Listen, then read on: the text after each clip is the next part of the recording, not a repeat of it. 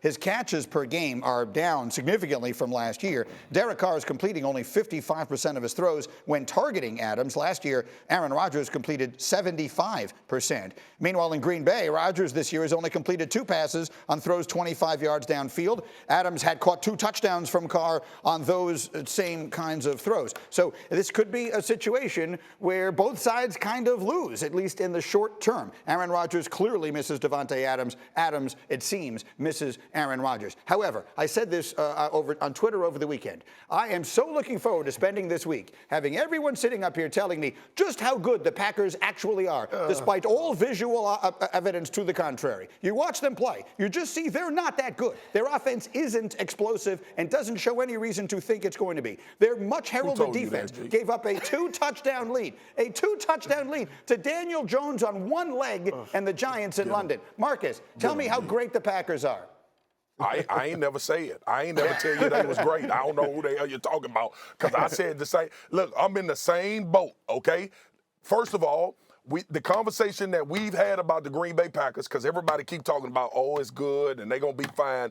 We ain't talking about the Green Bay Packers winning games, okay? We ain't talking about them winning their division. We're talking about this was supposed to be a Super Bowl run within the next 3 years, if Aaron stayed there the next 3 years. And we knew that Davante Adams leaving wasn't going to help no damn way in you getting to a Super Bowl. And it's showing up. These receivers, listen, y'all, think about this.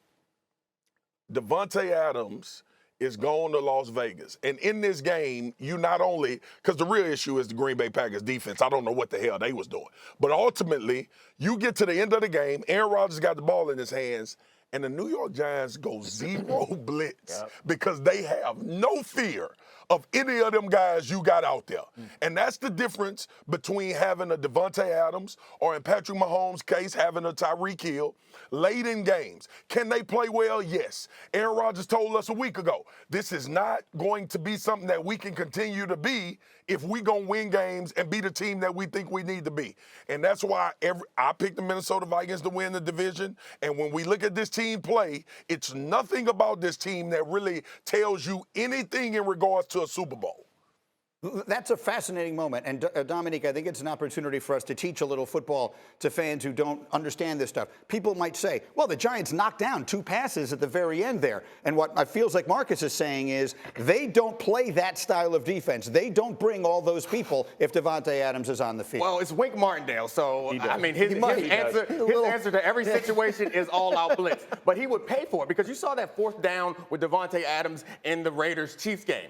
That was the same sort of thing. There was no safety back there. Davante went to the crib for 50-plus yards. Right. And so that's the risk that you're taking, and there's no risk in blitzing right there. You see it in a lot of teams that don't have true number 1 threat receivers. And you even saw the Chiefs struggle in that game because nobody was getting really open. Mahomes is a great passer, so he was throwing people open. But it seems like the receivers become as important to a team, like a true number 1 receiver, as like running backs were in the 90s when I was growing up watching football. Every good team had a great running back, every competitor. And it seems the same needs to be true right now, but for 1 or maybe 2 in some cases, great receivers. If you want to be competitive, you need someone who can crush man coverage. Right. And it doesn't seem like the Packers have it. I'm going to bring this whole thing down. I'm going to bring some common sense to this conversation. Okay. If you are Matt LaFleur and you're Aaron Rodgers, and he talked about Jair Alexander talking about manifesting loss, manifest a run game.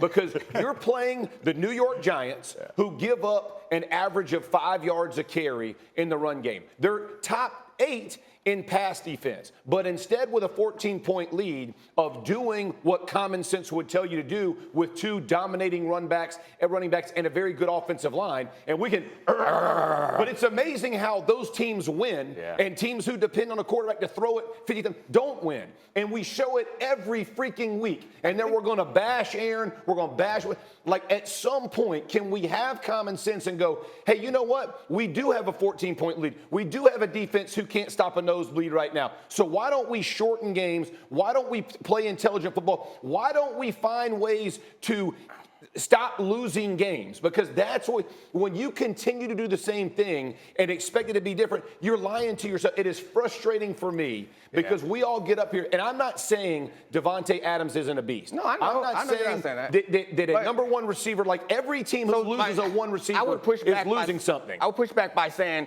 the Raiders' running attack last night was very effective because Davante Adams was crushing man coverage, so much so that the Chiefs had to go to too high, and then the Raiders started mowing them down. So, like, it's all connected. I'm just saying that the focal point, and your point about running the ball, everyone should run the ball if you can. It's really hard. Have you ever tried to push a 300-pound man around? It's really hard to run the football. I appreciate you telling me, and I fully agree. However, you look at strengths and weaknesses every week of teams, and you go exploit the weakness of a team, and it's like, we don't do it. And here's the deal. It's lazy coaching when you just put it on one guy. Go win games. Go install and be creative in how you go attack these teams to take advantage when they don't do well. Quick final word. They can do it. I mean, I was at their game week 2 against the Bears, and that's all they talked about. These two running backs. We can lean on them while we're – look, the offense is putting something together. Ultimately, it'll be what it'll be. But to Swagu's first point, this defense was supposed to carry this Packer team while the offense got it together, and it's blowing leads against Bailey Zappi A.J. Dillon, and 6 Daniel carries. Give me a Jones. freaking variety. All right, I'll leave it there for the moment. Thank you for watching ESPN on YouTube. For live streaming sports and premium content, subscribe to ESPN+.